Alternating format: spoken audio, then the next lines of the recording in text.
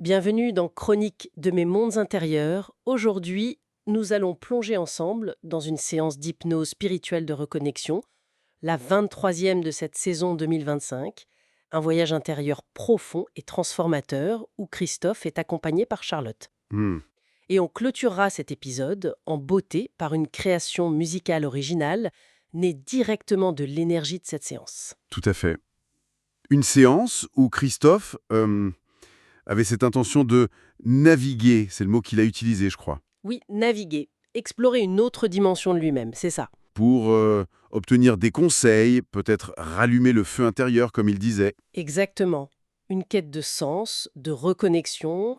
Et pour ça, Charlotte, l'accompagnatrice, utilise une induction assez poétique, basée sur une image que Christophe avait lui-même amenée. Ah oui, Laquelle? celle de l'océan.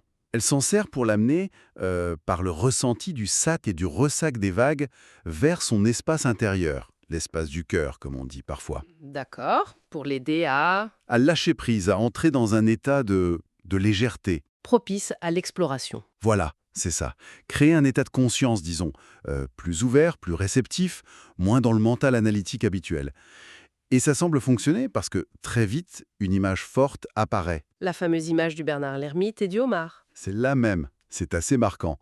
Christophe se voit ou se sent très proche du Bernard l'Ermite. Mais il enfile le homard. C'est étonnant, non? Oui, il y a cette dualité. Il envie le prestige apparent du homard, sa carapace solide, son statut peut-être. Mais très vite, il réalise quelque chose. Quoi donc? Que la fin du homard, souvent assez prestigieuse mais fatale, dans une assiette par exemple, eh bien ce n'est pas du tout ce qu'il désire. Pas du tout. Ah, je vois.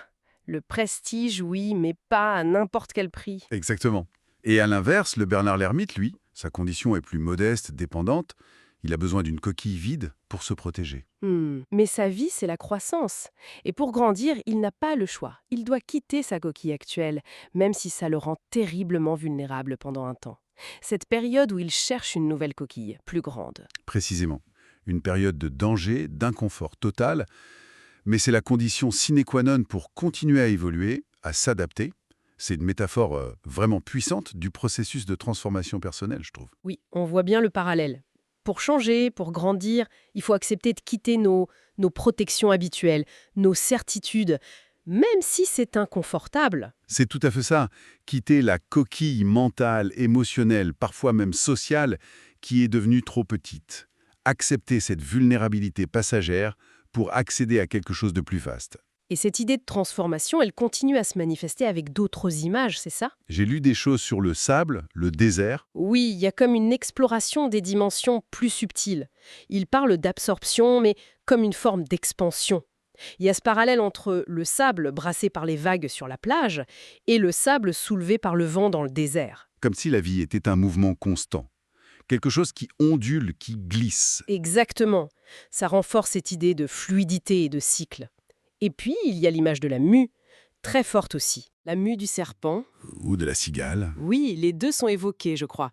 C'est la nécessité absolue de lâcher l'ancien, la vieille peau devenue rigide qui empêche la croissance. Il faut s'en défaire pour que le nouveau puisse apparaître. Accepter que rien n'est figé. Alors si on essaye de synthétiser, quels seraient les grands enseignements que Christophe retire de tout ce voyage intérieur? Alors, il y en a plusieurs qui ressortent assez clairement. D'abord, apprendre à valoriser sa propre nature, complexe, changeante, plurielle, comme il dit.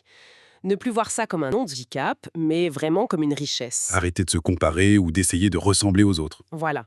Il identifie ce côté caméléon, cette tendance à chercher à l'extérieur, par mimétisme, une sorte de validation. Et il comprend que ce n'est pas la voie. L'invitation, c'est plutôt de savourer chaque instant, être présent à ce qui est là, savourer l'instant. Mais comment ça s'articule avec le Bernard l'Ermite, qui lui doit quand même bouger et chercher autre chose? Ah, c'est une excellente question. C'est un équilibre subtil, hein. Il ne s'agit pas de nier le besoin de changement ou d'évolution, mais plutôt de ne pas vivre que dans l'attente de la prochaine coquille ou dans le regret de la précédente. D'accord. C'est en étant pleinement présent dans la coquille actuelle qu'on trouve la force de changer quand c'est le moment. C'est un peu l'idée. Savourer le présent donne la clarté, l'énergie pour oser la transition. Et ça mène à un autre enseignement. Cultiver une certaine insouciance, insouciance. Pas dans le sens d'irresponsabilité, j'imagine. Non, non, pas du tout. Plutôt comme un détachement par rapport à la rigidité, aux peurs qui sclérosent. Une forme de légèreté, de confiance, comme le Bernard l'ermite qui, malgré le danger, avance. Pour oser changer le coquille, il faut de la souplesse, de la patience, de la douceur envers soi-même. Faire confiance à son intuition. Et il y a aussi une prise de conscience qui semble plus difficile. Oui, il touche du doigt une tendance à éviter de prendre la pleine responsabilité de ce qu'il vit. Ce réflexe un peu humain du «c'est pas de ma faute, c'est à cause de ci, de ça». Voir sa propre résistance. Exactement. Reconnaître cette résistance, c'est fondamental. Parce que tant qu'on reste dans cette posture, on ne peut pas vraiment agir. On subit. Ça empêche de vivre pleinement l'expérience pour laquelle on est venu, en quelque sorte.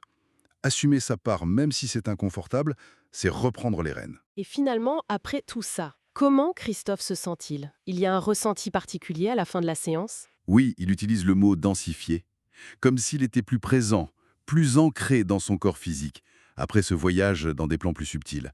C'est souvent bon signe, ça suggère une intégration. Et Charlotte, l'accompagnatrice, elle a noté quelque chose de particulier? Apparemment, elle a apprécié la façon dont l'improvisation a pu se faire, justement en s'appuyant sur les ressentis et les images de Christophe, comme le thème de l'eau qui a été un fil conducteur. Donc pour revenir une dernière fois sur ce Bernard l'ermite, la carapace, c'est une sécurité nécessaire, mais elle peut aussi devenir une limite, c'est ça? Absolument. C'est la dualité de toute protection. Elle sécurise, mais elle peut aussi enfermer, empêcher de grandir. La nécessité de la quitter périodiquement malgré la vulnérabilité que ça implique, c'est le cœur du message. C'est directement lié à l'idée de mue, de lâcher l'ancien pour permettre au nouveau d'éclore. C'est une image qui parle beaucoup, je trouve. Elle nous interroge sur nos propres zones de confort, nos propres coquilles. Tout à fait. Et ça ouvre une question intéressante pour chacun, chacune.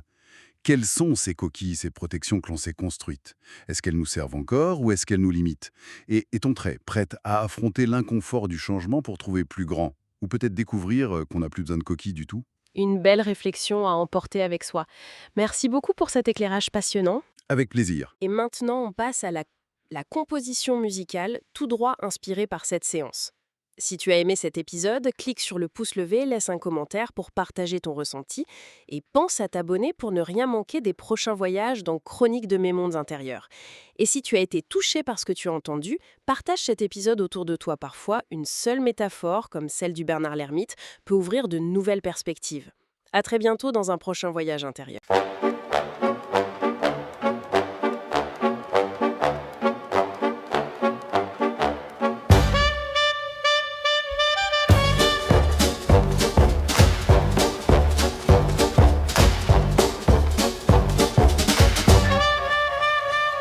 Je suis le crabe, marche à reculons. Dans une coquille trop petite, je me sens prisonnier. J'envie le homard, son éclat, son statut. Mais je sais qu'un jour il finit en plateau. Mais moi je veux vivre, pas juste briller. Je veux grandir, même si ça fait mal. Alors j'écoute la voix du fond des eaux. Lâche prise, mon âme c'est le moment. C'est la danse de la mue. Quand l'ancien tombe, le nouveau s'éveille. Je quitte ma coquille, je ris du danger. Car chaque pot laissé me rend plus léger. Je suis le sable, je suis le vent. Je suis le vague, je suis le temps. Je me transforme, je me réinvente. La vie m'appelle, je suis vivant.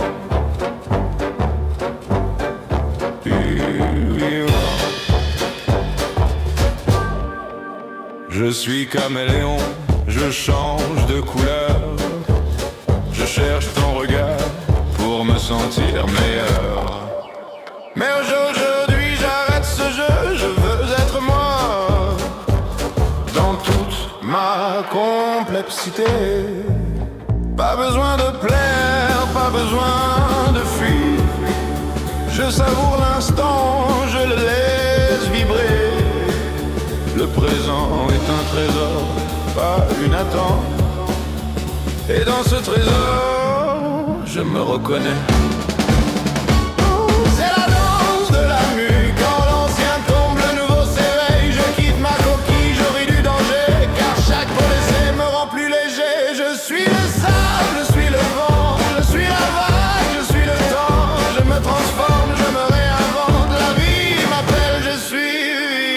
l'aube.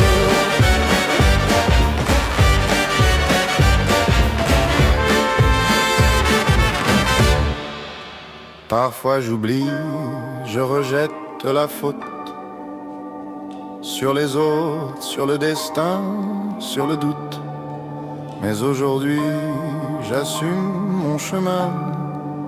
Même les résistances font partie du chemin. Je respire, je lâche, je fais confiance à l'intuition, à mon essence. Comme le Bernard l'ermite, nu, courageux, je traverse l'inconnu, je suis heureux.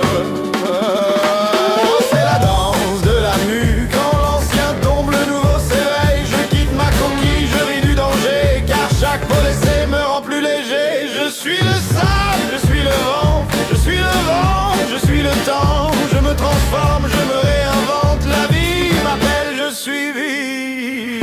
Je ne suis plus grandi, je ne cache plus, je ne rêve plus, je suis densifié, ancré ici. La coquille n'est pas moi, elle m'a protégé.